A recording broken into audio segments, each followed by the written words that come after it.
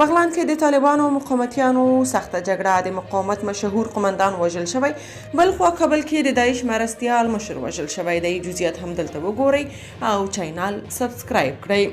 د بغلان په خوست ولسوالۍ کې د طالبانو او مقاومت د جبهې د وسلوالو ترمنځ جګړه کې د راپورونو له مخې د دواړو خواو ته مرجوله اوښتې ده. د مقاومت جبهې په یوې اعلامیه کې دوشنبه ناوخته تایید کړي چې له طالبانو سره په جګړه کې د روح الله په نوم د جبهې د یو قمندان په شمول 4 کسان وژل شوي.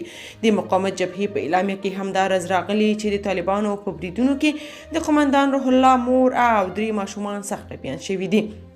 جبهې همداراز ادعا کړې چې د دوی جنګیالیو د طالبانو 9 کسان وژلي او 14 نورې ټپیان کړي دي. د طالبانو چارواکو لا د بغلان د خوست د جګړې په اړه څه نه دي ویلي، خو طالب فعالانو ټویټر کې د 3 مشهورو مقاومتیانو د وژلو خبر ورکړی، خو خپل لوري ته د مرشوبلې معلومات نه دي په ډاګه کړي.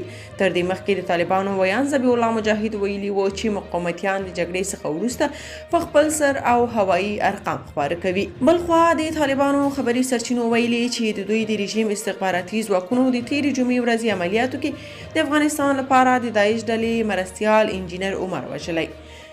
ویل شوي چې نوموړی په حیدر، فریدون او سکندر نومونو هم مشهورو.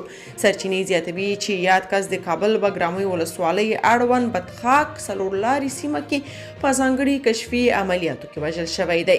د طالبانو د معلوماتو له مخې نوموړي د کابل وروستي بریدونو کې مهم رول درلود. طالب سرچینو دا خبر په داسې مهال خپور کړی چې پرون د دوی د بهرنۍ چارو وزیر مولوي امیر خان متقي په اسلام آباد کې د یوې غونډې پر مهال وویل په افغانستان کې هیڅ یوه ترهګره ډله موجود نه ده.